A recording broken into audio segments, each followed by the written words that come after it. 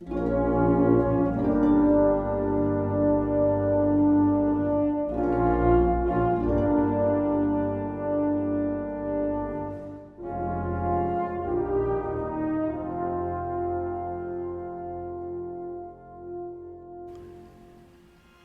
we're back with podcast 1313. I have my good friend and Disney fan Spark here, and I'm Dave.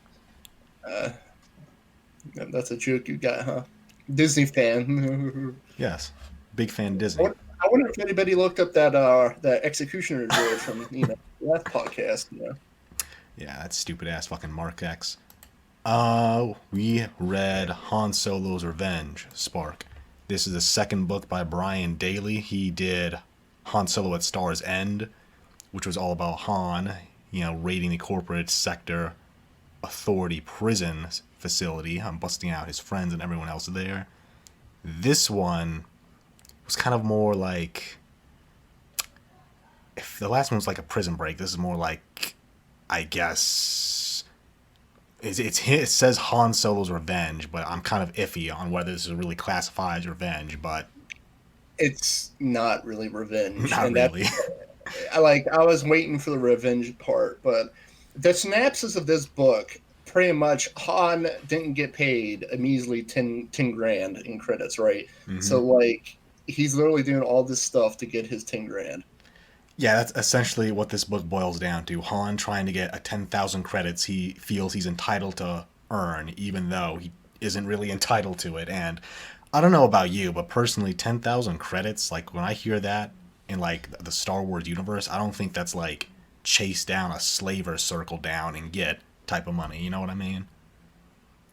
Yeah, like he could have like legit like stripped the pirates and their equipment and whatnot and made 10,000 that way. I don't think he needed his own little like shenanigans within the corporate sector again just to get a measly 10,000. Like that's I mean that was like he could have like died along the way, and I don't think anybody should be dying over 10,000 unless you like absolutely really need it. I mean the Falcon didn't need it, but not that bad. All right, well, the whole reason he needs these 10,000 credits, because after the whole business with Stars End, they're real low on money, as they always are, with the upkeep on the Falcon. And so, to make money, I think they were running water on a desert world called Kamar, because I guess it's rare there. And then, after that kind of fizzles out, Han starts up this racket of opening up like a little hollow theater for the natives there, which are these insectoid little dudes. They call them the Camarian Badlanders, or just the Badlanders, but they're kind of primitive type of folk. So he figures, okay, I'll just play this travel log for them. They'll get a kick out of that, right? So he starts playing that travel log of this water world to all these natives here, and they're really getting into it, right? And as that goes on, one of his old smuggler buddies, Soniod, how did you pronounce his name? Soniod? It's like, well, with my mush mouth, I'm probably gonna butcher it, but it's like, yeah, Sonod, yeah. That's when I was reading it. I kind of chalked it up to like that. I didn't really try to pronounce his name too hard. I'm like, oh, yeah, it's this dude. Well, his buddy Soniod shows up as he's doing this hollow theater stuff, and him and Han catch up, and he's like, "Oh yeah, Han, I know you're hard up on credits and whatnot. I heard about this job, right?"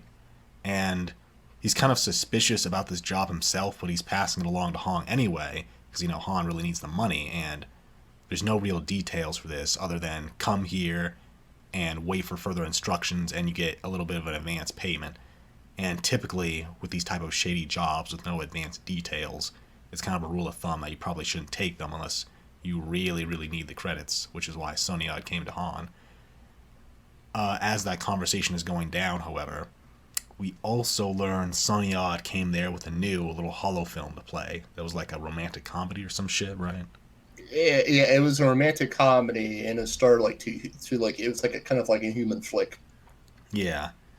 And Han thinks, oh, they'll probably like the variety. So he puts on this romantic comedy hollow film, and as time goes on, the Badlanders start going apeshit, and Suniad puzzles together that Han basically made a fucking religion for these little insects by showing them that water world, which is like a heaven like idea to them, a world just full of water. And so after they see that stupid ass romantic comedy, they start tearing shit up. Han has to fire a couple like warning shots at them. He doesn't shoot any of them, but he's like firing off to fucking keep them at bay because they're throwing any and everything at them. So they have to fucking pile onto the Falcon and fuck off out of there quickly.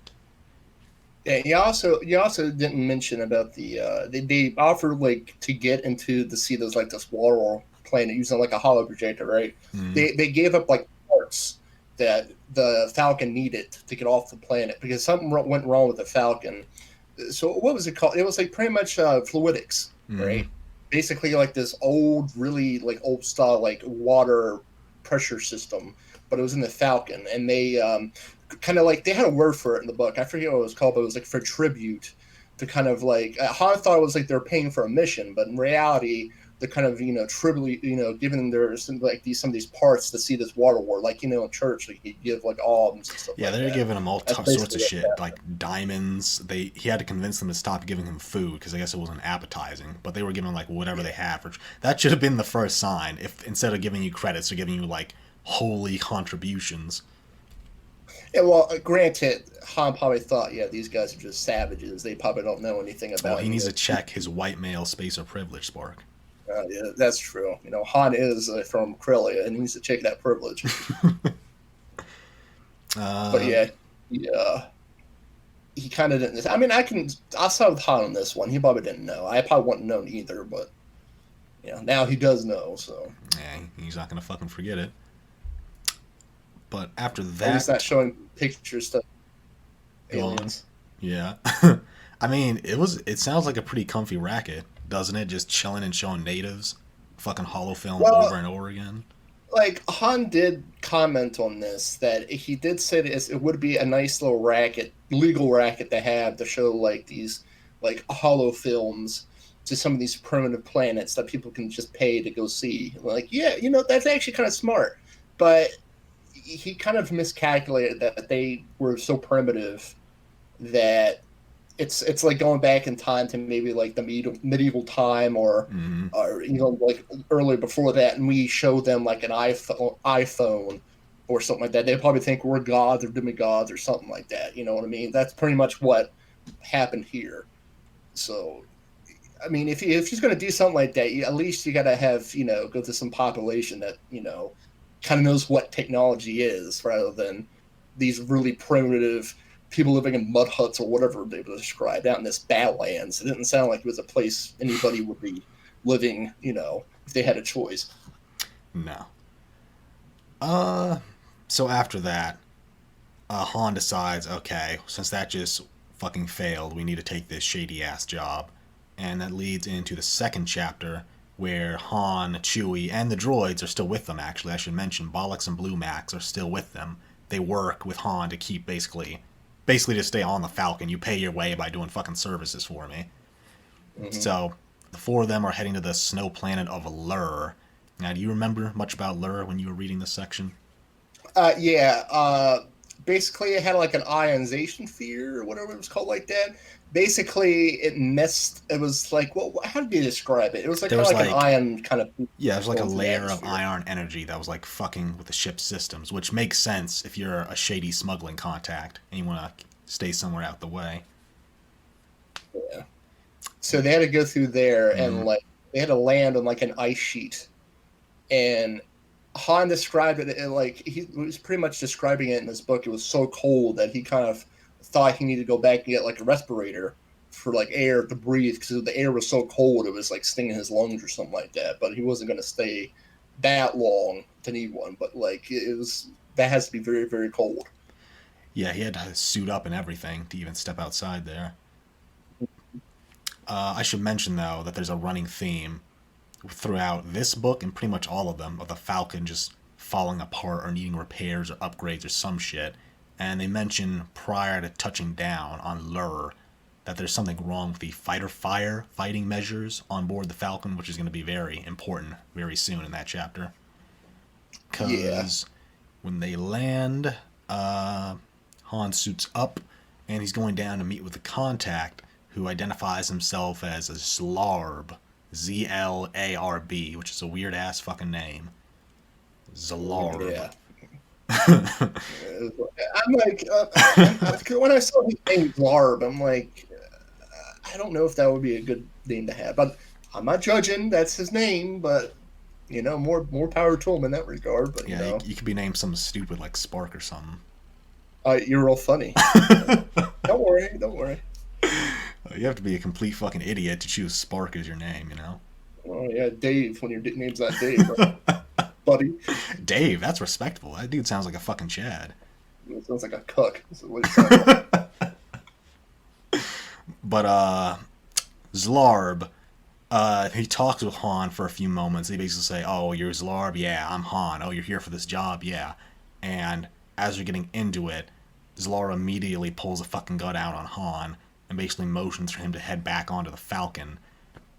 And there's a cool note here about how Han and Chewie have their own like little protocols. Like, Yes, yes. They didn't need to use any like hand signals or whatnot. It was just it's basically Han going back there and acting like a certain way or saying a certain thing. They described it well in the book. Do you have yeah, it they written down? have like their own code phrases basically to alert each other to danger or if something's wrong. And Han, I believe, is the one who didn't respond to the code phrase, which set Chewie off, and he brought down the underbarrel turret on the Falcon.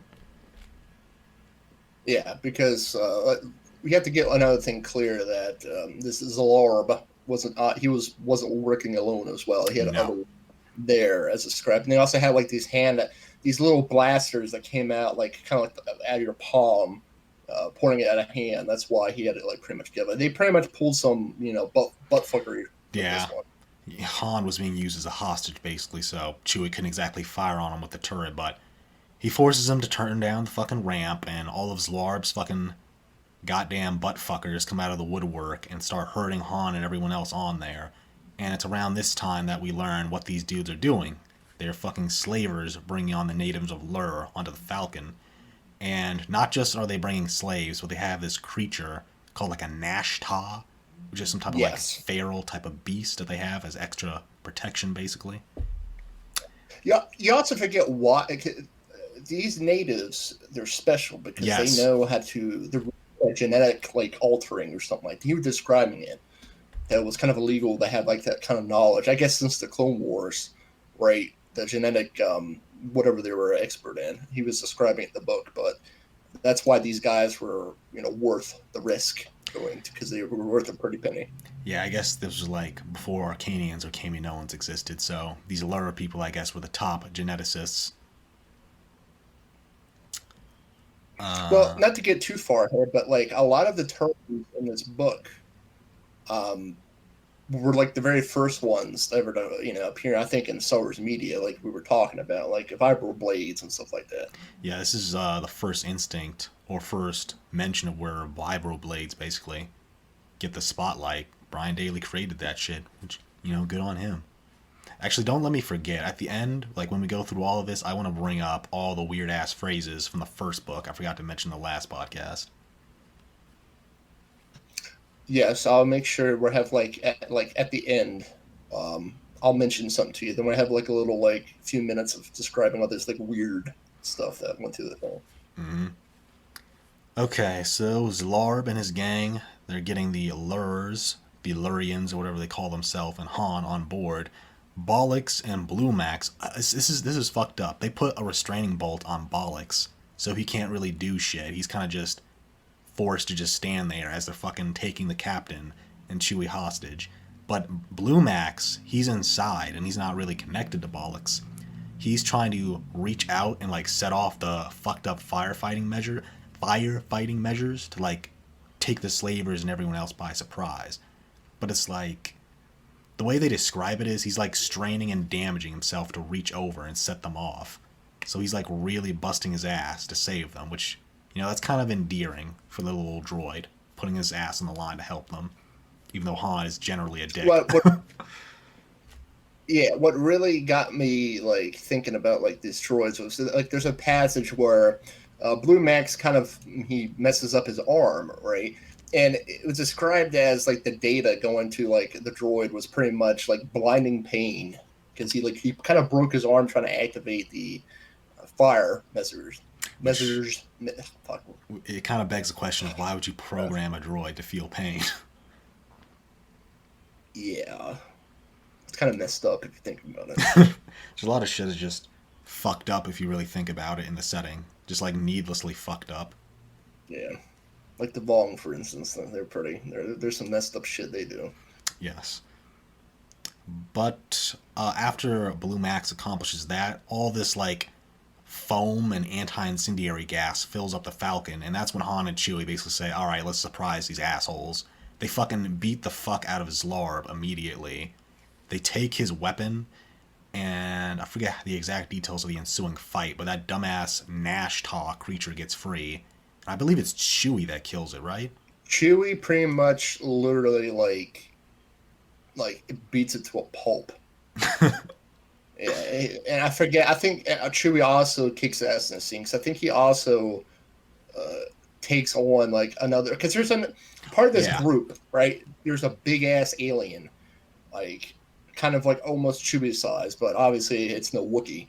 So like after like he because the Nashta gets released and it's going after Han and it kind of knocks Han down and the fire suppression system it has like foam and whatnot and it's slippery on the Falcon's deck. So like Han kind of slipped back and the Nashta's like scratching and I'm trying to get to him, right? Well, Chewie comes up behind it, and I think he picks it up and like slams it against like the wall and other shit. And he broke its neck because it said like its head was like tilted in like an odd way or something like that.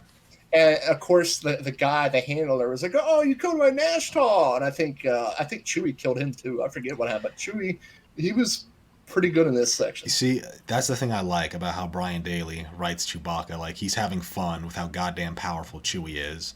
Like, I forgot to mention it in the Star's End podcast, but there's that cool scene where they're pinned down during the firefight in Star's End, and Chewie just rips off the fucking trigger guard on his rifle so he could fit his thumb through it, or his finger through it. I think there's another section where Han kind of takes off the trigger guard as well. One of the guns in this book. Yeah, I think they have like a little note about how Han even holsters his blaster for to make it like a more efficient to quick draw it. Yes, thank you for remembering that.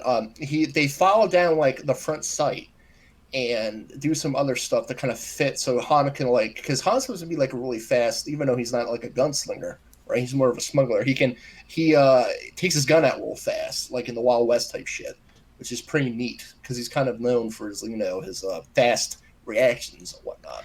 Yeah, I think it's he's got something filed down on his blaster, and he has a strap removed off of his holster, so he can just quick draw that shit as quickly as he wants.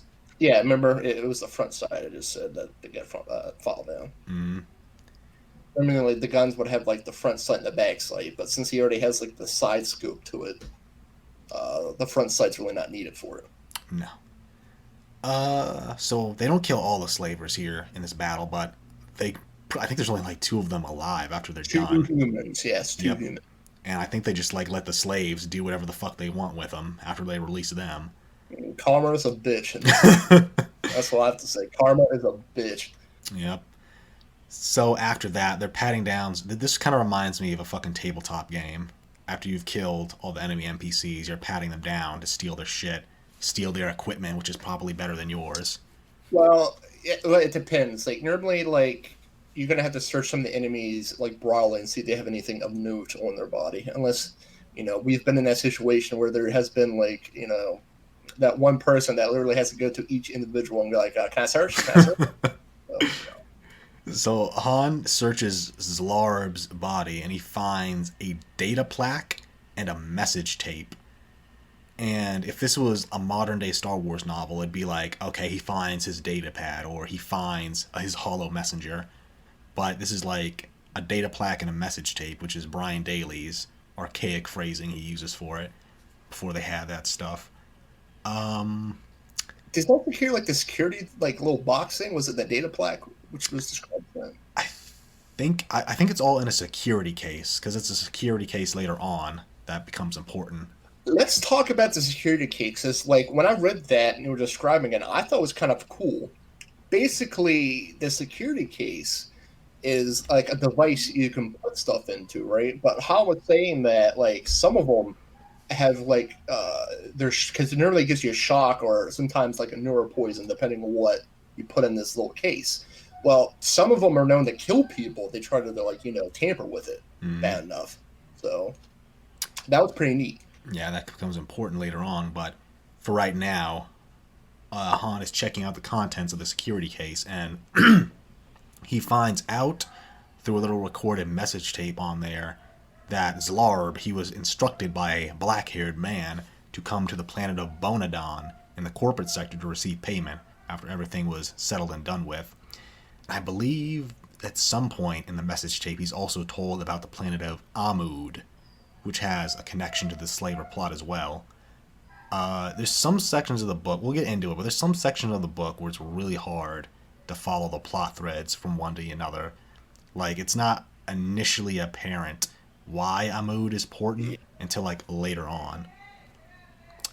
But after they do that, goes on to the next chapter. So they basically just teleport to Bonadan. They're at the spaceport.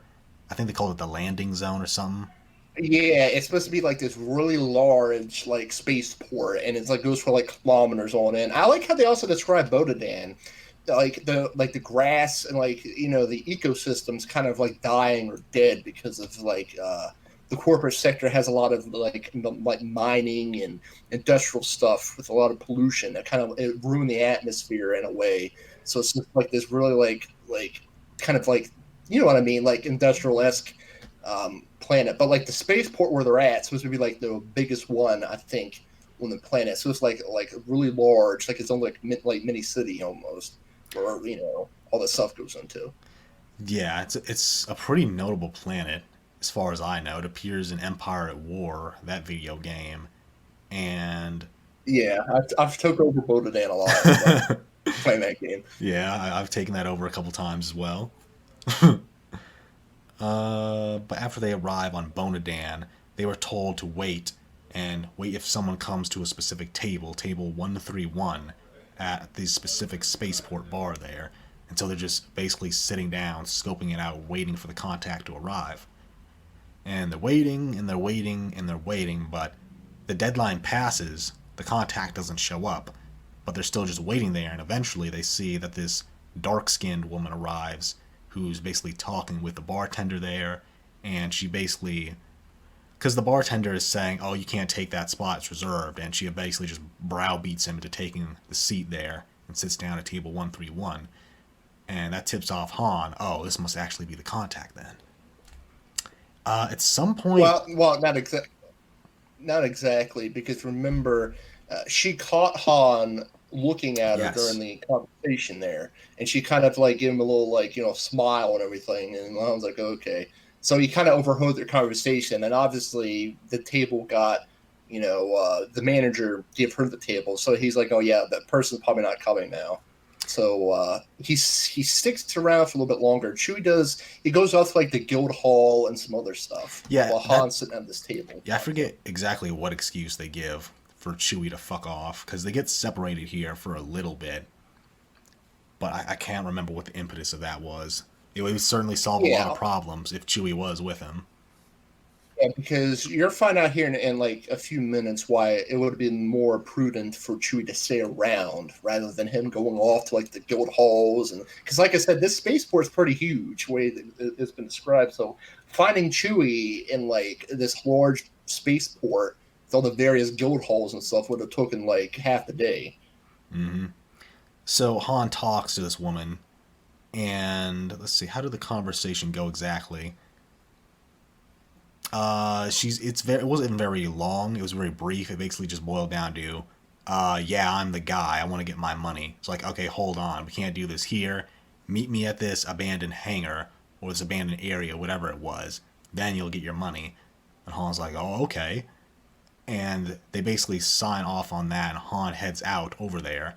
Now, if I'm in Han, right, and I'm trying to quote unquote get my revenge on these slavers by getting my 10,000 credits I for some reason feel are owed to me, don't you think you might want to bring fucking Chewbacca with you to that place? This dark, abandoned location instead of going alone. Another thing we should mention: he doesn't have his blaster.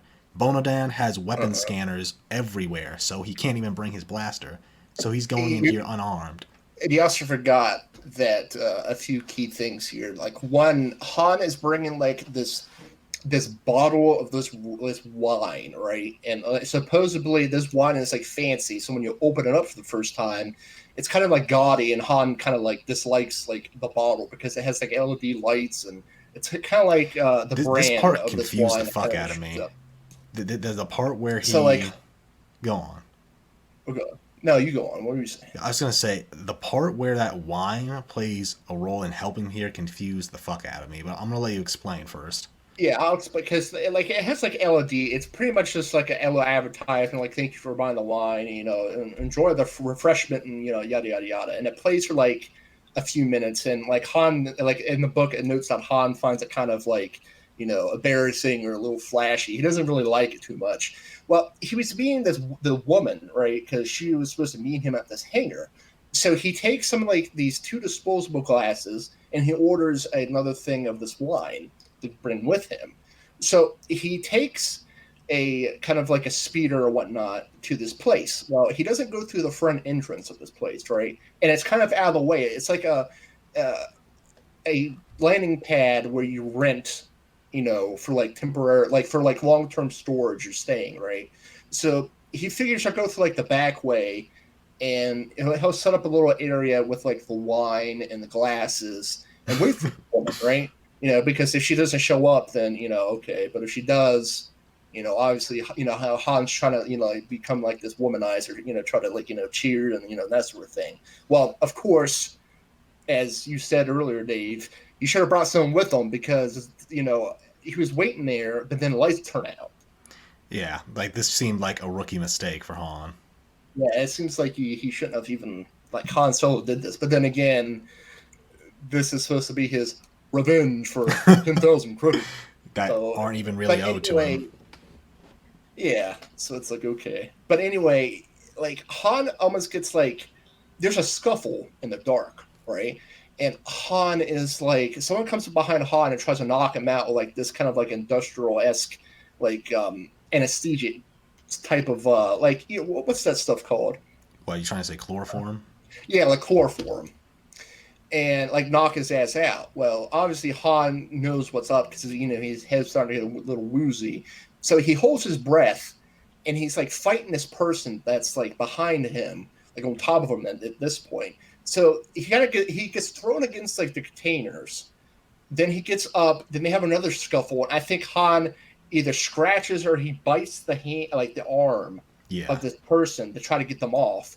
So after they're off, he had a realization of, yeah, I'll just open up this wine. So he opens up this wine, and it's not bright enough to illuminate the entire like dark hangar, but it's enough where it kind of scared off his assailant, which obviously he used the light to kind of scare them off, and he left. And he was kind of like cursing at himself for what happened here. And he was kind of mad that he got ambushed, but Well, he then should again, be mad at how fucking stupid he was. yeah. And it was kind of fucking completely, like you said, it was a rookie mistake, not Han, but that was that. So like the flashy ass wine saved his ass. And funny enough, he kind of threw the bottle and it rolled down the hill. It didn't break because he is described as it being like tough glass. But I thought it was funny that he paid for like this wine that they barely even had any money at this point. Right, so he kind of like wasted the credits on this bottle. He even like The bar, I'm gonna get my revenge on them. They made me buy this expensive wine. yeah. Oh yeah. Speaking about the bar, we forgot about the alien bartender that comes like naive too. Oh We yeah, also forgot about his name. Whatever. the one who got Squid Man, whatever. No, that comes later. The dude you're thinking about. Really, I thought it was this bar. The guy who gets confused with the sense of the sentience. That's the later on. Ah, yeah, that's right. Yeah, okay, my bad. Fucking yeah. When I was reading that part where Han gets jumped, like I was reading the shit about the LED on the wine and him turning it on, but like I don't know, there was some of the way it was just phrased. So it was just kind of hard to picture what the fuck was happening. There's a lot that happened in this book. There's a lot of like you literally have to read it like twice to understand what's happening. It's just the way it's worded and paced. It's a little weird. Yeah, I don't know what's up with that, but it's just how it is. Star's End really only had like one section where it was like that. And I think that was when some of the shootout stuff near the end in the prison, which is kind of like, what the fuck is happening? Yeah, it was the prison and the when Starzan got launched in the air, and he's doing his thing in the little sector thing I was shooting. It was kind of iffy there. Yeah. So, the next chapter, do you want to describe what happens in this section here? This is when Han's returning to the Falcon. Yeah, Han gets back to the Falcon, and he looks at like the lower area of the Falcon. Right, someone tried to break into the Falcon, so you scratch the Falcon. Han is kind of irate, man. He's kind of pissed off that someone messed his little baby up. So he gets on board, and I think it was Blue Max or it was Bollocks. One of the droids was telling him, like, yeah, we saw these like a man and a woman trying to break in to the ship, but Blue Max, I think he was in the surveillance system, and he was telling them he threatened to use the corporate police against him, which kind of drove him off a little bit. But Blue Max also said that the woman was carrying some sort of transponder or something like that he kind of like tweaked to like a certain frequency that he'd be located. Han can use to track this woman. And obviously, it's the woman from the bar. So Han, being the hothead as he is, tells Bollocks to go find Chewie. And Blue Max was at the ship, connected to the security system again. And Han rented what was it? It was a hover scooter or whatnot. Yeah. And was looking for this woman. That kind of went off to like, because Blue Max pointed at the direction she went to like south or something, away from the port out into like the Badland area or with the industrial places. So, yeah. Yeah, I also want to mention how there's a quick note of how Blue Max or Bollocks, whoever answered when they noticed the Falcon was getting broken into, they mentioned how they said, "Oh, we're gonna call the corporate security on you if you don't fuck off and stop trying to break in."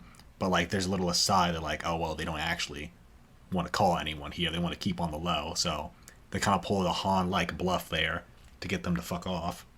Yeah, the droids were acting more like Han Solo than Han Solo was acting in this chapter, my opinion. Because, they have the good sense not go to a suspicious meeting alone. Han could have literally got killed. But, it's okay for him. Han wanted the brown sugar, man. I mean, you described that. He was hungry for some brown sugar, man. Yes, I don't know if we emphasize that fucking the woman he's chasing is a black. So, Han is down for the brown sugar. You notice she has like dark skin, which is funny because fucking on one of the covers she's white with blonde hair. Yeah, I read the book and like then I'm like, well, that's not her because I was described this as it was a black woman because it described her eyes were brown and she had like dark brownish skin. So it's like, okay, it's a black woman, but on the cover it was a white woman with blonde hair. I'm like, that's not her. I was like, who is that? That's not her. That's not that woman. Makes you think, doesn't it? It makes you think, huh? Yeah. But anyway, just real quick though, I also wanted to mention the Falcon. It has its anti break-in material shit, like its upgrades, its anti-theft wear. It has it all upgraded to the point where it's mentioned to like the dude trying to break in would need like a whole fucking tool set to even get through. So there's another mention of the Falcon and its many upgrades, which I thought was noteworthy. Yeah, we're getting into that after because that comes into play with the other character that gets introduced. But Han is trying to find this woman, and I think he picks up her signal, and he's still mad, right? So he does another dumbass thing where he kind of lands his scooter, like this hover thing, right in the middle of like the man and the woman, right? Which I don't understand why, but okay. And this next part is why I'm going to tell you why he shouldn't have done this dumb shit. So he did that, and the woman was shocked that Han did this. She was like, okay, well, who the hell is this? Oh, yeah, it's Han. But like the dude whips out a vibro blade, right? And the way it's described is, unlike a regular blade that you get stabbed, you're like, okay, this thing could lob off like limbs and stuff because it's like it vibrates. it's going to cut your ass. Yeah, it's basically a So lightsaber for normies. yeah, so basically the guy whips out a vibro blade and he's trying to like stab Han's ass because you have to remember that Han doesn't have his blaster because of He Boda doesn't is have at all. anything. He went into this Nothing. Yeah. unarmed. Yeah, and that's another thing. Like the droids acted more like Han Solo this chapter than Han Solo. Like he literally like was doing all this rookie shit that he could have literally got killed. He almost did get killed by this guy because this guy with the vibro knife, they were fighting over it, and he was like trying to stab him, right? And one nick at this thing could have like seriously wounded Han here. So they were fighting and everything, and they were like. I'm trying to remember how it's described. He was on top of Han, doing like trying to like Yeah, they stab start Han. wrestling and they end up on the ground with Han on the ground, the dude above him. Yeah, and the only reason why this guy didn't really, stab Han here, right, was the woman rammed his ass. Oh, how was it described? I She think she hopped shot on. him, didn't she? No, she was on like one of the swoops. I think either hit him or used like the burner on the back, like the engine, and pushed his ass so hard he slammed against some sort of shit. I think she hit his ass with it or something. Something happened. It was one of those passages in the book Yeah. that kind of doesn't really describe it all too well. So in my mind, she got on the speed like the swoop bike and hit his ass, to knock his ass off and killed his ass. So he was dead. And then they begin talking, and I'll let you continue. I So think this is where the woman identifies herself as a, well, not quite, but she's not working with the slavers. She's trying to, work her own angle against them, but she doesn't outright say what her goal is. Because she thought Han was one of the slavers, and I think this is where, I'll just hold on 1 minute. I'll be right back, then we continue. Okay, so we were on chapter 4. We were talking about Han and his dumbass interceding with the two people who tried to break in. yeah, we got to the point where the guy got either ran over, blown off, or he got killed. That's Yes. basically what we're doing. It's a haze of how he died, but we just know he died. No, his ass is dead. Hmm. So, oh yeah. So after that, Han basically finds out that the woman isn't exactly working with these slavers. She has her own agenda, and Han basically reveals that he's not Zlarb, that weird name motherfucker. And they don't really get much time to converse beyond that because they notice that more swoops are coming. And now this is where we have the first mention of swoops within the franchise. Also, yeah, you already mentioned about Yeah, so vibro it's pretty blades. cool because, like, yeah, that's the two things that it was. I don't think was ever mentioned. Now Mm-mm. it's mentioned, and now everybody uses swoop and the vibro blades, vibro axes, vibro anything now. So It's kind of cool to consider that this is like the first piece of media that had it, because that shit yeah, is like all over KOTOR, swoops, and vibro blades. oh yeah, definitely yeah. Swoop is those Mm-hmm. game. But yeah, Han gets on board the swoop bike, and the woman pretty much hops in the back. And since some of the other gangs are coming, they kind of like are Han's trying to lose these basically these what was it, slavers, right? Yeah, Yeah, they pretty much assume these guys are working with the slavers. yeah. So they're trying to like pretty much go after Han and this woman, and Han knows this, and it was on the book. Han used to be really good with swoop bikes. That's what it said in the Hmm. book. That Han hasn't rode them in a while, but he knows his way around them. That's So, actually really consistent with more details of Han backstory that comes in other material. Like Brian Daley was like weirdly on point with a lot of shit, which I guess they just expanded on what he put in here, which is another thing to consider. Like, damn, he has his roots in a lot of fucking material around Han, because he got the shit about Han being against slavery, he got the shit about him being a former Imperial, and he got him being good at swoop racing. yeah, these are like the books that really got Han's lore started, I think, because they were some of like the earliest EU books. Hmm. I think the earliest, The if I only the please. only thing that predates it is Splinter of the Mind Eye, really. So it's actually kind of impressive. Like this, were like reading like pretty much some of like the really really early EU books, considering there's like hundreds of EU books now. It's actually kind Yeah. of cool. This, Um. but Yeah. Go on. yeah, yeah. Anyway, yeah, Han's trying to like get these guys away from him and the woman, riding with him, and he goes through like this canyon, right? And he's hoping to do like this K maneuver where he's going to lose either all of them or some of them because one of them's going to have to follow him down there, right? So like the other ones are going to have to like sit on the top and look, and because if Mm-hmm. they don't follow him down there, he can hide or do whatever. I It's got big Phantom Menace vibes from this race scene, this chase yes, scene. and this one guy does actually indeed goes down there. And what happens to this guy? Because this guy was following Han, Mm-hmm. and Han did something. This is one of those sections where it gets really weird to interpret what's Yeah, being typed here. They're trying to kill them by doing this maneuver where they like puff the engine, I guess, on their swoops to send out a huge gust of wind and knock them off and kill them, right? yes, yeah, puff puff pass or something. Yeah, And some asshole trying is doing that, but I does he kill him? I forget how it goes. Does Henry yeah. retaliate? Han does something, and the guy literally crashes his swoop. But Han, quote unquote, did not look back and see if he got killed. He just kept going forward, and so that yeah, it's one of these another details about this book that muddled because it's really weird how it's worded. So like after that, they kind of get out of the canyon, and I forgot on Bodan, the corporate, Bonadan. yeah, Bonadan, my bad, I keep calling Bonadan, but Bonadan, they manipulate the weather using like these really large weather devices.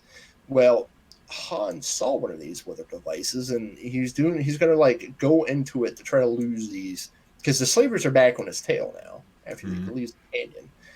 And from what I interpret, I don't know if this is right, so bear with me here. Han goes through the grates, not at full speed, but slowly, right? Enough where he can get through. Pirates follow him, and he somehow takes a swoop bike. I think he angles it up, Yeah. and they're going up this weather device, and like inside of it, and doing some like weird like maneuvers and stuff like that to like lose these slavers. And the slavers are attempting to do so, but they're getting they're slowing down. But they also see they also see like these two golden aliens as well, and something. Well, and Han passed them when he got out of the canyon. I forgot to mention next. That comes up later. Yeah, it's very dicey, that whole like last racing part. It was very hard to picture what the fuck was happening. Yeah, it was very weird. But the end result is they lose the super slavers for the moment. Yeah, and so after that, they go obviously head back to the port, and I think the woman introduces herself. It switches back to Chewbacca's perspective for Oh the next yeah, chapter. okay, yeah. Because Chewie, good old Chewie, he returns to the Falcon, and I don't know why. He was just fucking around at guild halls and shit, walking around. I don't know what the fuck he was doing while this was happening. But he sees the damage from the failed break in, he gets the rundown from the droids. He gets on board and starts going about his business. And he noticed this furry little fucker is like, what is he doing? There's like this tiny little furry alien that's either trying to break in or he's typing something away. He's trying to break the Yeah, lock he's into trying the. to break in.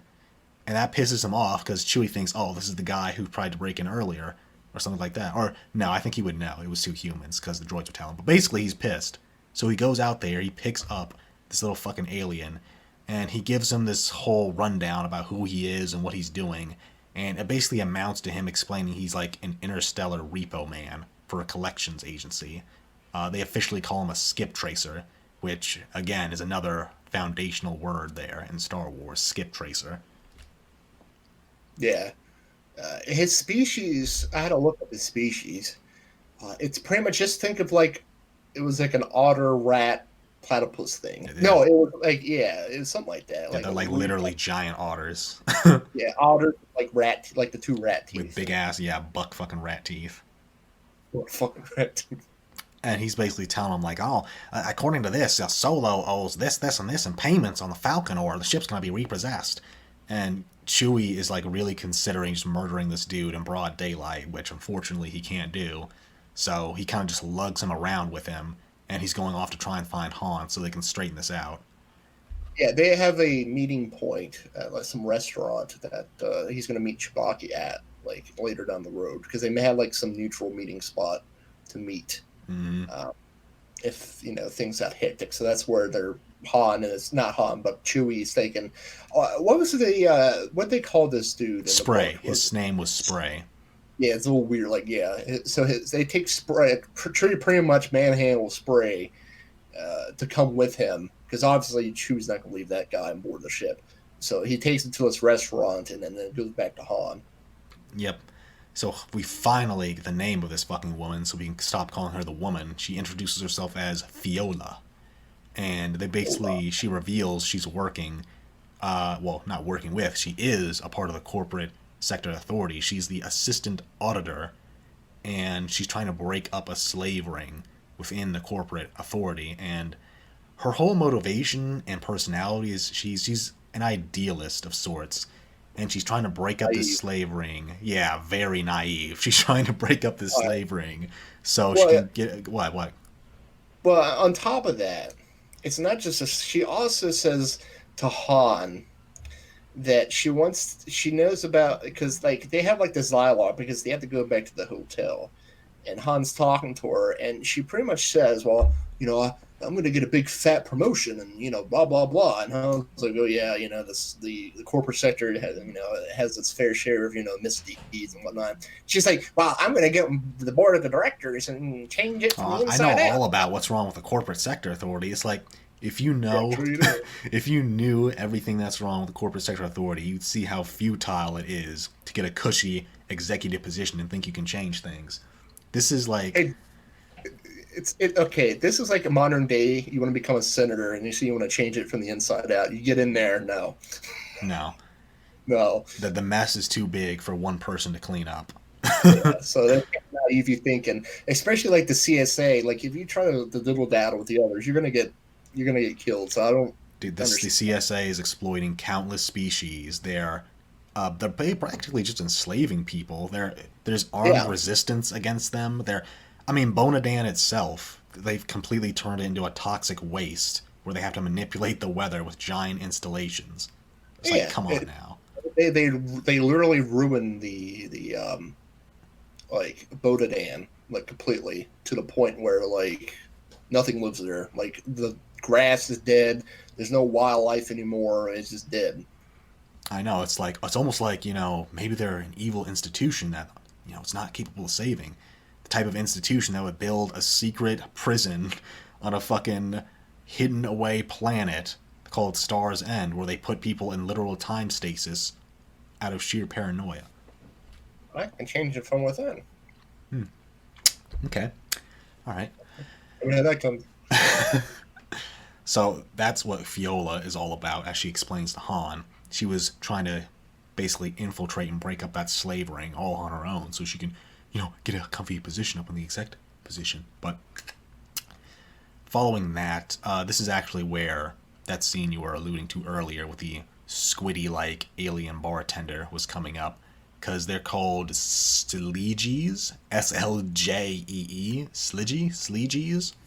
Oh yeah, that comes before. Yeah, they have to go meet Chewie at that bar. Then they go to the hotel. Okay, yeah, but this alien, just think of like a squid monster, right? There's a lot of weird looking they have a picture in the D6 book I took a look at. It's like some weird tentacle alien thing. Yeah, and it's like really naive. Like this is the first job it got off of its home world, so it can't really identify,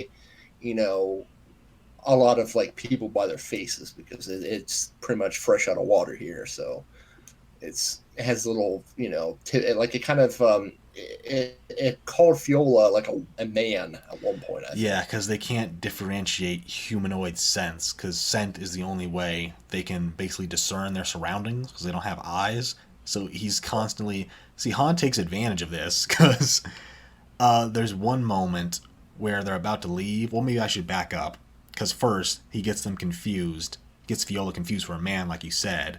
Then later on, when Chewie and Spray arrives, he confused Spray as Chewie's cub. And then, as they're trying to depart, Han basically tries to get out of paying by saying, what do you mean? We're not the group that was here. We're a completely different species. You're trying to stick us with someone else's tab? Like a fucking asshole. Yeah, but Fiola has, the open checkbook of the corporate sector, so, he's like, okay. Oh yeah, we also forgot that Spray after Chewie and Spray kind of get to this bar and they sent him down, Chewie was telling Han about the repossession, and Han, obviously he's going to be upset about this news, but Fiola was like, "Yeah, I'm going to pay for the money. I'm going to pay you half now, then half later." So she's pretty much drawing Han into helping her get to like this ring, and also holding over his head. Again, Han is really autistic about his 10,000 credits. I know. So she was like, "You come with me and get your 10,000 credits, and I'll pay off this repo man." And it's like, "Oh, okay." That's like, Han, you're getting yourself into an unnecessary adventure here, buddy. For 10,000 credits, that's going to be spent on just repairing the Falcon anyway, or paying off debts with a dumbass repo man. Yeah, so it's like, is it really worth it? Like, really?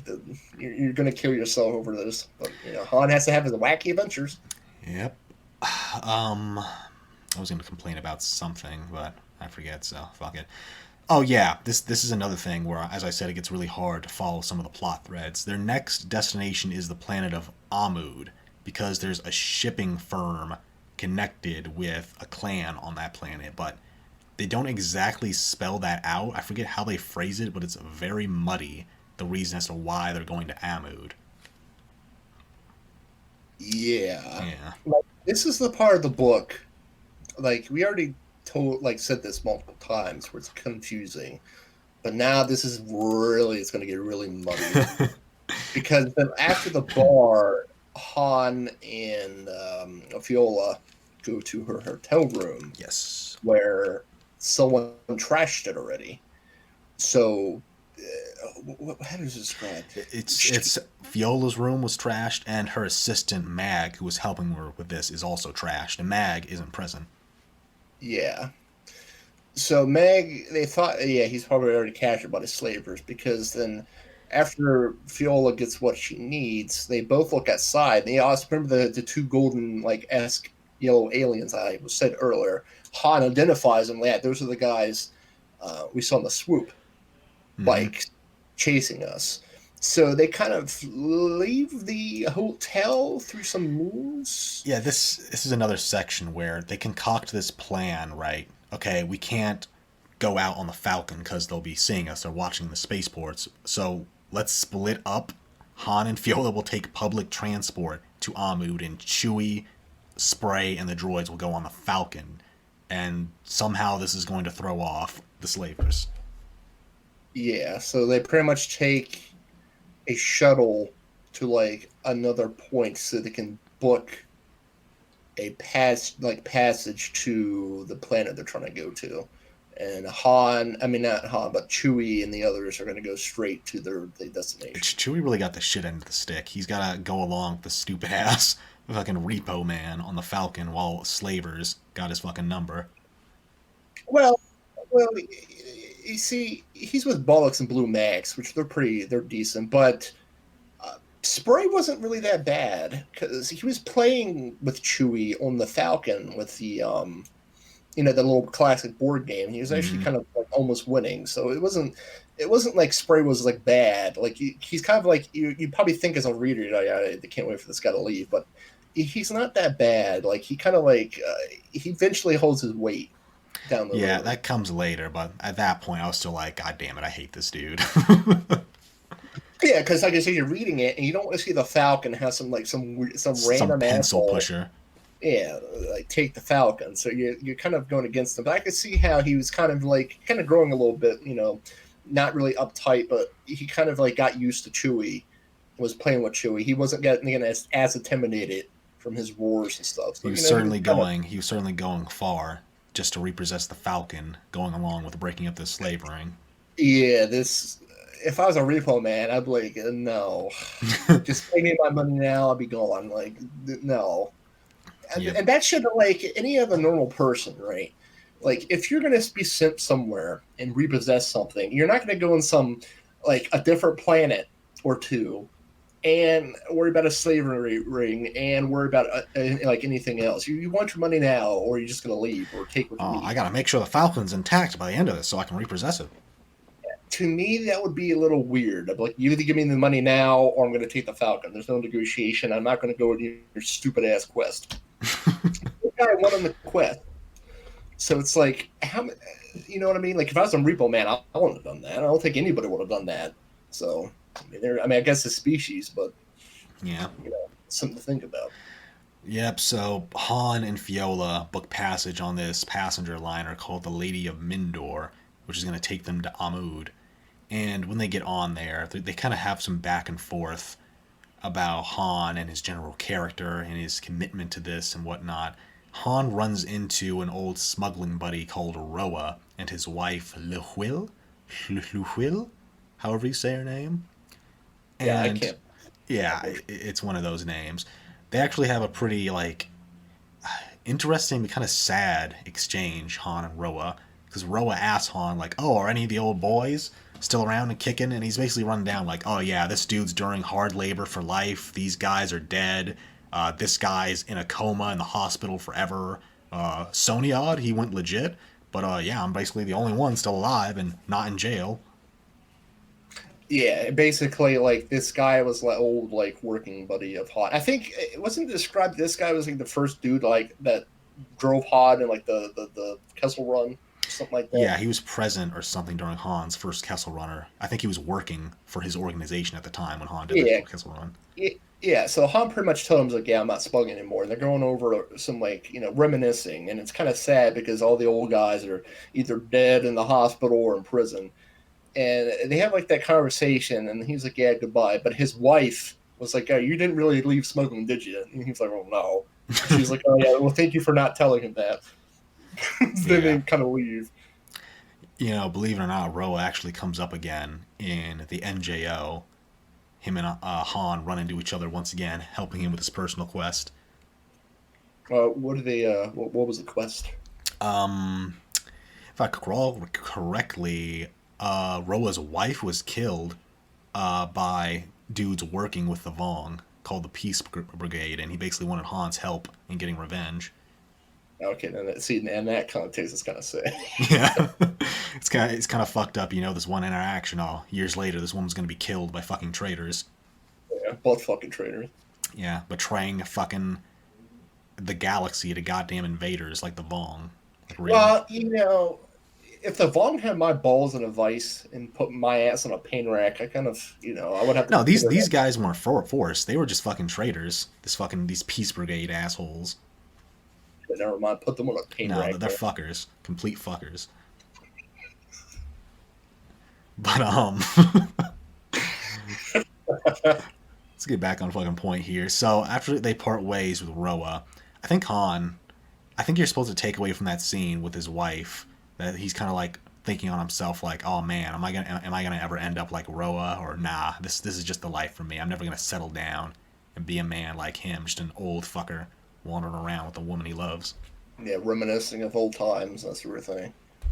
Yes, which he sorta, kinda gets that, kinda. He just has to lose his best friend and one of his sons and constantly be fighting until he's old and elderly. He does leave. I'll have to give Han this. He does leave an interesting life in the EU, but like, he has his fair share of like gut wrenching tragedy to get through. Yes. Which I guess you have to take good with the bad, but god damn, Yes. Han has a rough life. I mean, he also had one of his children fall to the dark side and have to get killed by the other, so it's not Yeah, quite as cushy as it could be. that's what I mean. It's like, yeah, he's that has to hit really hard, especially with his best friend dying and seeing his kid fall and become an evil asshole and having the other kid killed that kid. It's just rough. Yeah. But on to lighter things. So Han and Fiola start checking out some of the arcade games on the Lady of Mindor. Did you remember any of the names of them? No, I did not. I just remember the interaction that she had with the Fiola and Han had, and they were kind of like, Han was kind of brooding a little bit because he wanted to go play games or something like that. I don't think he liked the games. I think he had a line Yeah, about how like, oh, this running around in space and shooting stuff reminds me too much of work. yeah. Yeah, remember the games. I'm gonna quiz you next time on them. No. No, I'm just But kidding. Fiola I mean, yeah, about to say no, not. But Fiola has like she put out some like what was it, some dress that she had tucked away in her one of her like pouches in her outfit that she kind of changed for like to be on the ship. It was like so like a fancy woman night gown that you wear like to like fancy parties and whatnot. Yeah. She was wearing that around. Yeah, they're at least getting into character, trying to play cool when they get over there. Um, I also wanted to mention that the Falcon isn't going to be meeting them at the spaceport when they get on Amud because they want to avoid the authorities if they can. So the Falcon isn't going to be at the spaceport when they land, so they're going to have to like reconvene later because that's going to be important.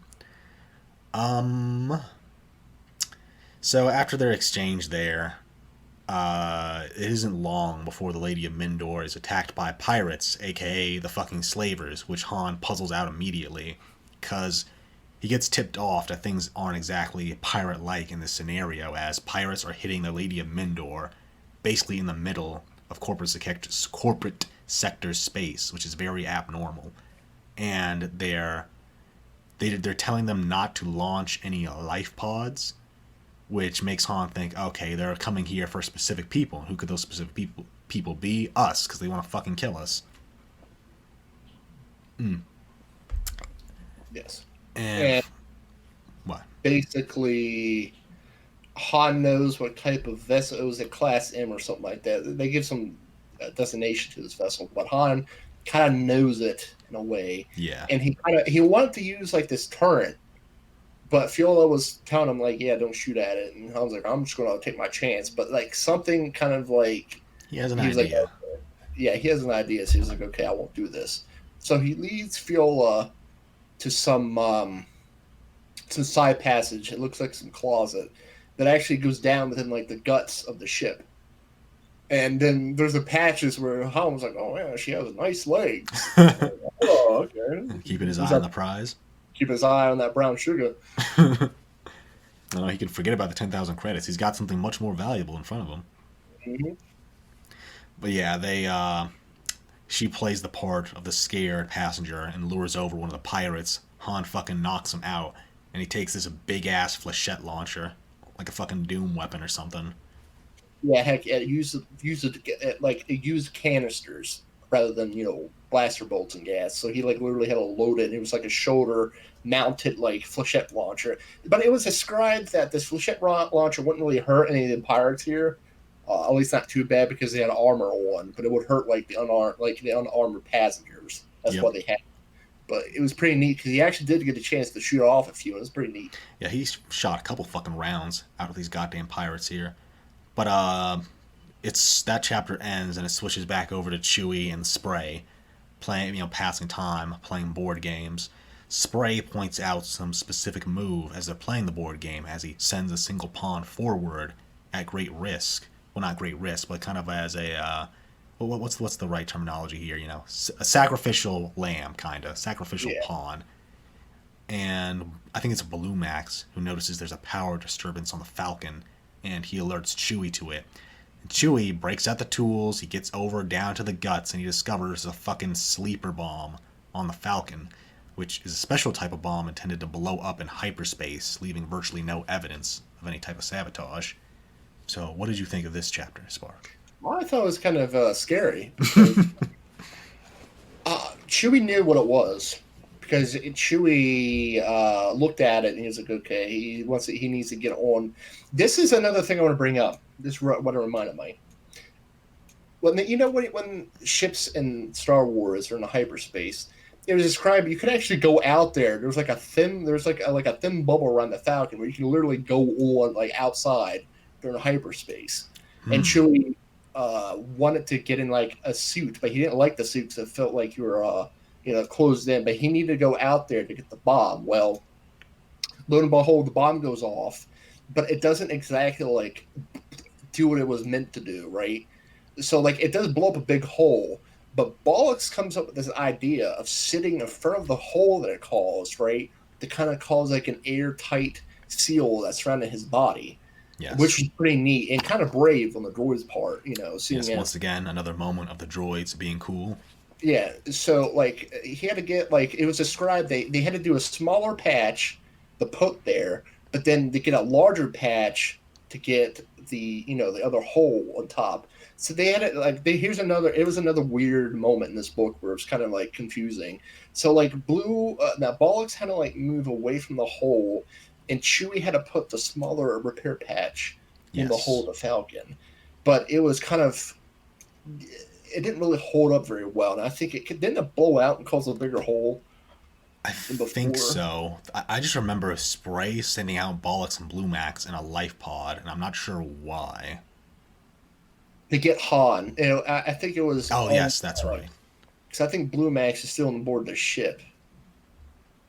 Yeah, yeah, because yeah, it was only Bollocks because yeah, Spray pretty much kicked Bollocks into like an escape pod that was on the Falcon, and because Chewie because the whole reason we forgot about this part there were some guidance wires that under high pressure or low pressure, some sort of pressure, right, that would pretty much break the the guidance or some other doodah from like the fluidics or something. So they couldn't really land on the planet without breaking the Falcon.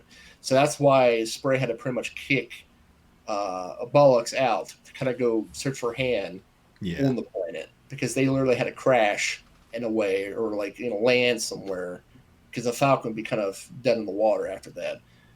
But let's go back to the hole. How did they get that stabilized? So I from don't what I exactly remember, remember. that It's just very hazy. Go on. yeah, that's what I mean. Like the first patch blew out and it caused a bigger hole, and I don't remember how because Chewie had to hold Bullocks from preventing like the air from like sucking out. So like I Yeah. forget how they fixed it. Yeah, it makes you wonder how the fuck they did that. I'm like flipping through to see maybe if Yeah, I could we find the passage real read quick. the book. Yeah, we read the books, and it's still confusing to us. Like, Uh, let's see.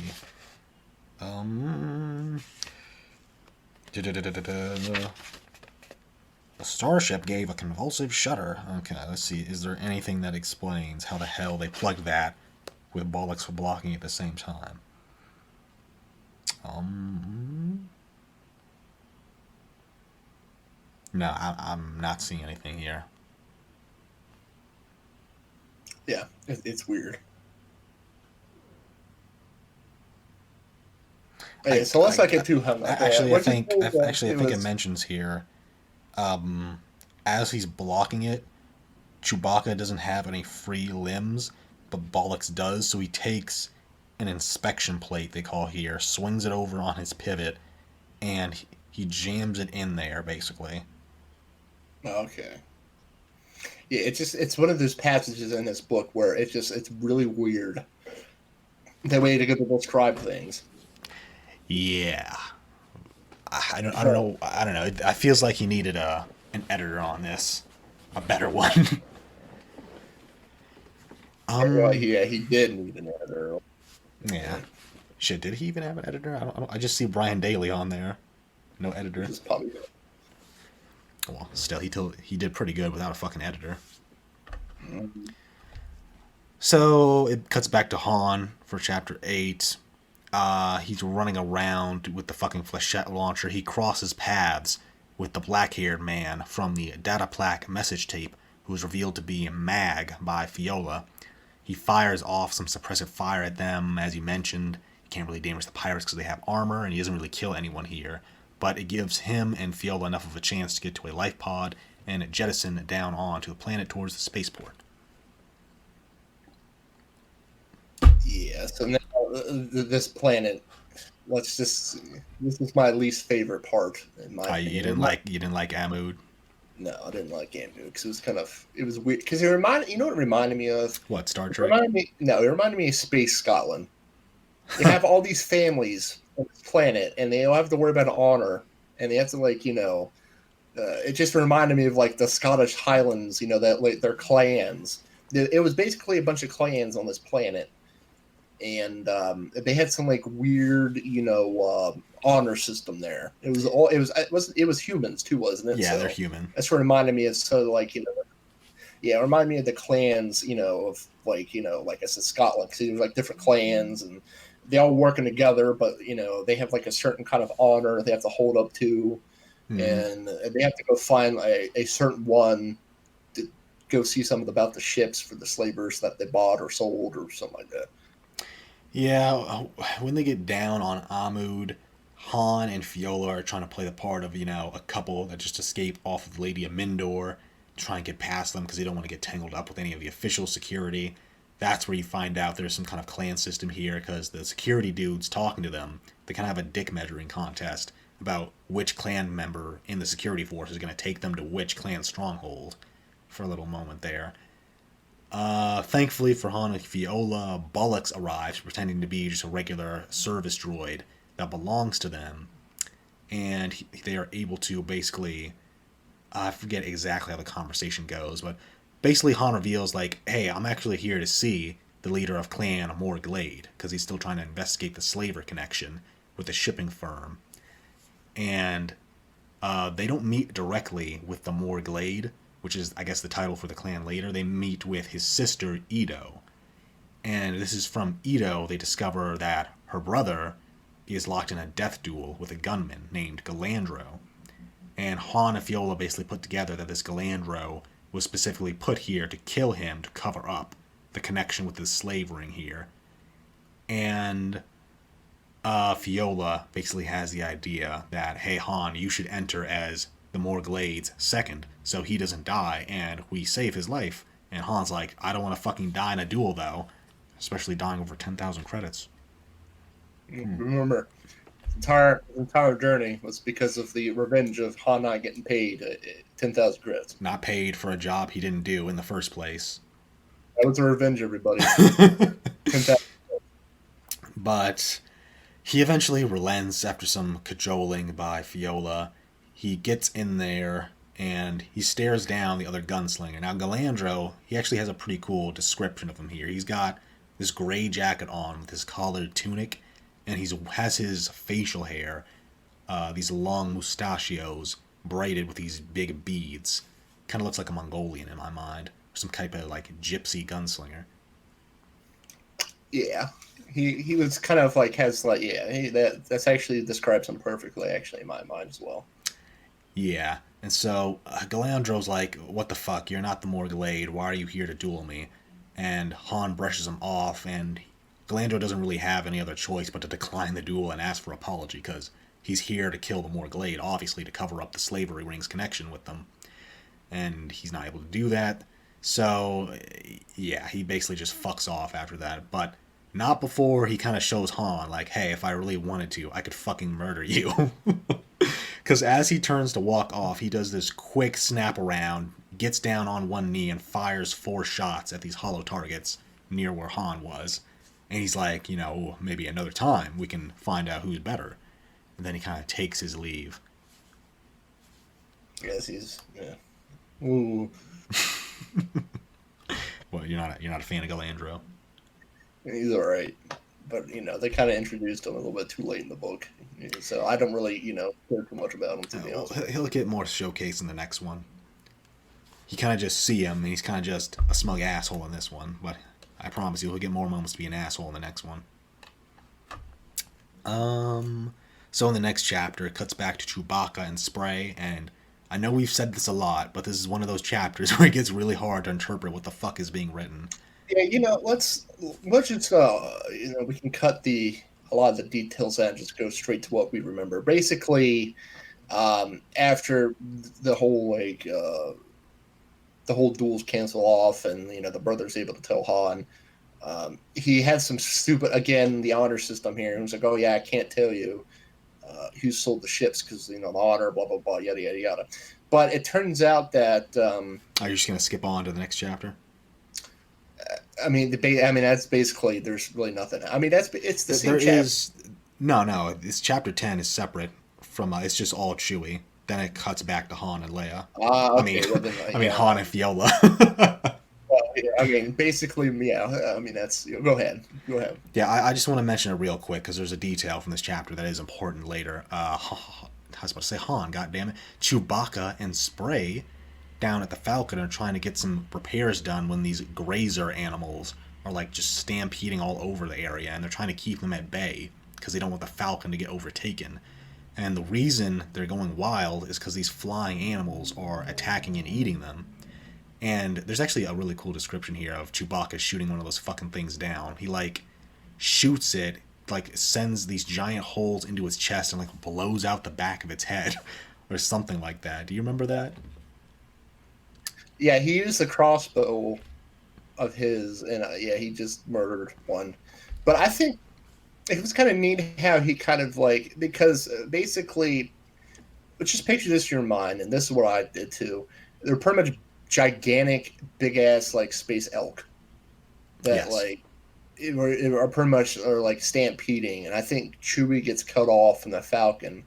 He's on this like little sliver of like rock, right? And he's shooting at the ground, trying to prevent these creatures from appearing, but and run and stampeding him. But he has to like fashion some sort of like gliding device It's very from one of morbid the what he corpses of these does. flying. Yeah. Yeah, he kind of went in a little bit, in my opinion, right? And this is just my opinion. He went in a little bit too much detail of how the hell you create a fucking glider from one of these animals. Like he, He to a got a point where, tripod and everything, putting it in the ruined skull. like, oh yeah, and one of what was it? It was like a metal rod that went through the sternum of the creature, and blah blah blah. Jesus. I'm like, what the hell am I reading? It's like it's such a funny image too. Chewie makes this morbid glider out of a dead animal and like metals, and he flies around with. Was the impetus of him flying around trying to just herd away the animals? Because that's what I assumed. No, he needed to fly away to get away because remember they're trying to like run up that rock he was at. Ah, I see. Basically, he was using that to kind of like fly around until they fucked off or find a different spot. God, that's Because if he stayed there, he like the Falcon probably couldn't have shoot them all, and he couldn't take them all on, so he needed to get out of there. it's a very creative solution on Chewbacca's part. A little bit too much detail, but he could have just said, "Yeah, I made a flyer out of it the day," and he didn't. He had going to detail about I'll make the metal poles into the wings, into the cartilage, and the dead pulp of the creature's head. And it's like, really? And that amounts to Chewbacca flying around, crashing in the lake and nearly drowning, but Spray actually saves him because he's a species that's quite primed to going into the water. So good on him, he actually saves Yes. him. Yeah. Then it cuts back to Han and Fiola. I wrote fucking Leia in my notes, but Han and Fiola as they're talking to the Morglade now and his sister. Yeah. And this is again. Well, I guess, do you want to do this part because you initiated it, but we had to go back. I'll just make it brief. Basically, the Morglade couldn't tell Han because obviously because the code of honor, and these people should be like really honorable about their word and shit. But apparently, their dad, Morglade's father, got poisoned, and the what was his name? Zalub. Zlarb. Zlar, but a weird ass retarded name. But like, he was actually a poisoner, I think. Yes, he was a Malkite poisoner, which I guess is this very advanced poisoner order. Yeah, and basically it's like just think in your like these really secret order of like assassins that can poison people really well, and if you don't know where how to look for it, they can pretty much get away with murder, which what happened here. Mm-hmm. Basically, the only way to like scan it is like to look for like an antidote because like the poison because he had like the poisoner mixes like the poison antidote with the poison. It's just a weird combination. Yeah, the impetus is they hide the poison they're putting in their targets by dosing their targets with a little bit of the antidote, or dosing their food a little bit with the antidote mixed in with the poison. So they pretty much Han was telling the Morglade that, and he was like, "Oh yeah, there was some antidote here.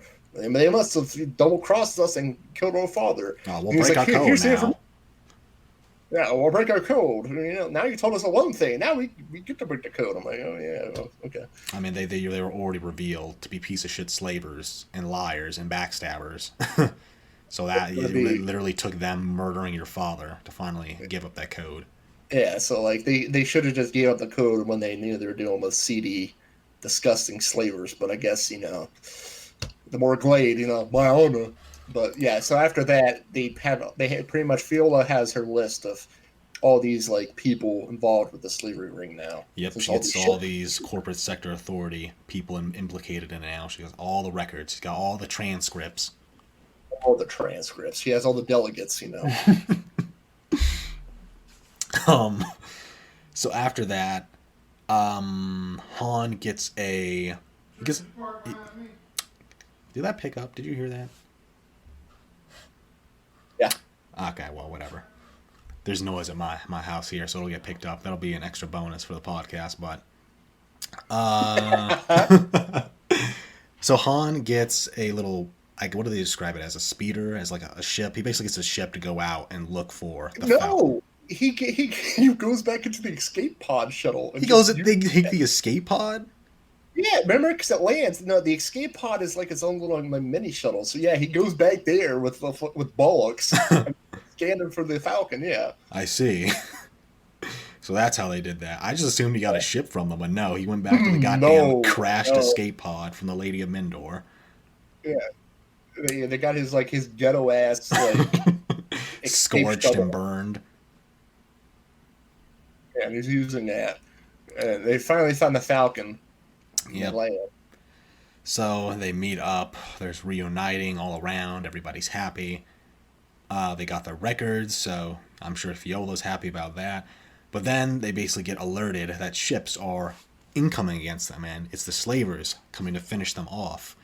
And there's a little fight here in the air that I kind of skimmed through. I didn't really put too much time reading into that. During the fight, however, Fiola pieces out that Spray was the dude that jumped Han on a Bonadan, as she notices his hand is a little damaged when Han bit it. And she basically is interrogating him as to why he's doing this. And he has some type of villain tier dialogue with her. He's like, oh, it doesn't matter. You're already within my plan. It doesn't matter who we are. What matters is our plan. The Slavers and the Millennium Falcon, they both get tractored by a Victory class Star Destroyer that arrives on scene here, and it's a Star Destroyer affiliated with the CSA, which is kind of weird. This is like the first instance of the Victory too. Yeah, so it was pretty much a CSA Victory 2 Star Destroyer, which I guess they were able to buy a few of those since at that point I think the Empire was just using the like ISD ones. So, Yeah. but yeah, I mean, it is what it is. So on board, Han sees that Galandro was actually the one on the Victory Star Destroyer who told them to surrender, basically, as they were getting captured. Spray reveals himself to be Odumin, who is the territorial manager of the corporate sector for that area, right? And Yeah, Odumin, and this we go on. I was about to say this. Remember what I said before? Like most repo men wouldn't have came along. No. That's why that guy came along because he was part of the CSA here. Yes, so Odumin himself was undercover with the slavers to break up this ring, and I guess Viola had her own separate investigation, which just collided with him now. And okay, so he was using Han as a sacrificial pawn, like he mentioned to Chewbacca on the Falcon. But what is his reasoning for trying to jump him on Bonadan? Did he just not know that he wasn't a slaver when he did that? Yeah, I don't think he knew. That's what I would assume, but he was also using Galandro, as he explains, to do his dirty work as well. Galandro's hired by him, but he's not exactly his minion. Like, he's still kind of very independent. He's kind of he bucks a little bit against Oduman's authority. But as this is going down, there was something else I wanted to mention. Yeah, he also explains how they even found them, because at some point, apparently, they turned on the little transceiver on their escape pod as they were separate. At some point, when they were separated from it, I think he describes he got one of the clans, the rival clans, to do it. Dude, yeah, it was one of those another classic this book. It's classic writing that being confusing as shit. How he did all this stuff. Yeah, I don't even know how I'm gonna describe how Han like picked up Odumin and Fiola, but essentially they explain, oh yeah, we used you as our pawn to draw out the slavers because they're not going to go against corporate sector members because that's too much of a risk. We'll go after you because you're just some independent dude. So thanks for doing our work for us, but we're gonna arrest you now because you're kind of a criminal. Yeah, kind of a big fuck you to Han. Yeah, a giant fuck you to Han. But he's so condescending too, because he's like, oh, don't worry, you're gonna get a proper court and trial. Yeah, in the corporate sector Yeah, authority. the TSA. Okay. Yeah. Ooh. So this is where the security case becomes crucial because Galandra wants Han to hand it over, and as we know, it has that security measure on it that sends a neuro shock to both of their arms. So none of them can really quick draw fast enough, and they basically take Galandro hostage. And the Falcon has some type of cage around it when it's in the Victory Star Destroyer that has like claws or hands around it. How did he describe this? Because it plays a part. I don't I don't know, but like Fiola and the other butt fucker get into the Odumin, yeah.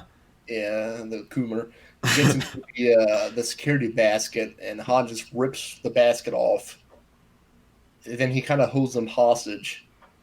Yeah, he's like, all right, fuck you guys. Repair my ship. Give me my 10,000. I'm gonna fuck off here, and you can get your people back.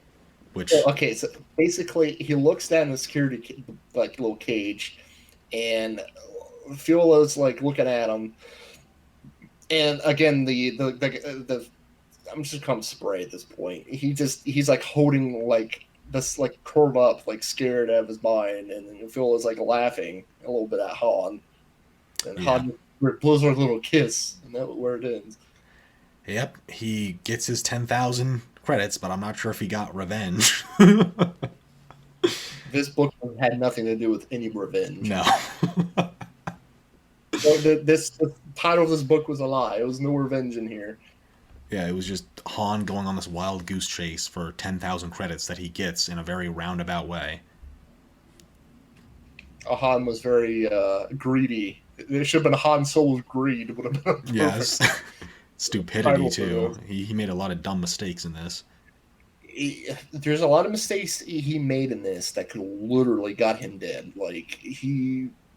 I just don't understand why he made all these rookie mistakes. Like I could see this was like a startup journey of some young guy besides Han, but Han's supposed to be kind of like that Supposed to be seasoned. yeah, so he would know not to go alone as a meeting point, and not to Don't leave be without at fooled by least a pretty getting face. armed. Yeah, or don't fall for, like you said, the pretty face here.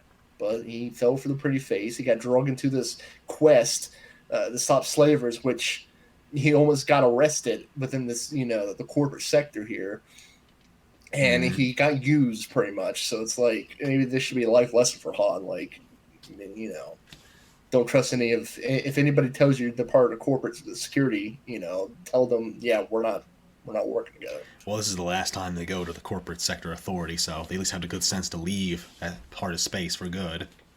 Yeah, I was about to say if I had, yeah, I would never go back to the corporate Yeah. sector authority after that. So that pretty much concludes Han Solo's Revenge. How does it measure up to Star's End for you, Spork? Stars End is still superior. Yes. Star's End is just great from start to finish, mostly. Like, it got the pacing down, the characters down. You see, this is where he kind of, like, wavers a bit in his characterization of Han, which is kind of disappointing because he did so well in Star's End. Yeah, Stars End also didn't have a lot of confusing parts where I scratched my head like, what did I read? Yeah. I can't remember if there's much more of that in Lost Legacy, but there probably is a few sections where it's kind of like, what happened there? But it wasn't a Yeah. bad book. It was enjoyable, just not as good as Star's End. Yeah, and again, with the whole Han Solo's revenge, I thought he was getting revenge for something, but it was just he got lied to and they get paid. That was it. I mean, you could say, "Oh, I'm gonna get revenge on these slavers for nearly tricking me," but no, his whole motivation is, "Oh, I want revenge because they didn't pay me these 10,000 that I am in no way entitled to." It was like you accepted the job for and the payment was 10,000. The slavers pretty much betrayed you, and then that was it. You like, did they kill Chewbacca? Did they did they steal the Falcon? Did they do anything personal against you? They didn't pay you your 10,000. You think that's worthy of revenge? Oh, Yes. okay, yeah, 10,000. Okay. Okay, I'm gonna talk about the words I noted down from the first book now. Yeah. Spark, can you tell me what a robo hack is? Why are you asking me this? I don't know. Is it a robot that hacks? I don't. You must not be a Star Wars fan then. I might not be. Okay, so a robo hack is a word that comes up several times in both of these books, and just like you, I didn't know what the hell that was until I looked it up. It's supposed to be basically like a taxi. That's what a robo hack is. It's basically just a taxi. Why can't you just call it a robo taxi? I don't know, but there's also another weird one here, the terrain following sensor. This gets mentioned a couple times, and it's in relation to the Falcon and when it's being piloted. What do you think the terrain following sensor does, Spark? It's just a scanner that just scans the terrain. Not exactly, actually. Like I looked this up, and it basically functions as like locking the speed of a ship at a current speed without you having to manually do it. You know what I mean? Yeah, okay, so it's basically like a Star Wars version of cruise control. Yes, it's literally that, which is kind We of just neat. call it cruise control. I don't, well, it wouldn't be Star Wars if Why? they did With, that. I like with these words when you could just be so simple. A robo taxi, cruise control. No, let's call it. Some. Oh my God! Go on. There was another one here, the Cosmic Deck. Let me look it up again just to make sure I got it right, because I'm not even gonna touch that. That sounds like some sort of code name. it's some Yu-Gi-Oh shit. Like Pokemon. they're gonna be sitting on the Yeah, that's Falcon. Pikachu off of the Cosmic Deck. Yeah, instead of playing Dejeric or Sabak, they're gonna be playing the Cosmic Deck. Shit. Yeah, the Cosmic Deck is, if I remember correctly, it's kind of like their stand-in for either the Navicomputer or yeah, here it is, a colloquial term. Wait, what? This says something completely different.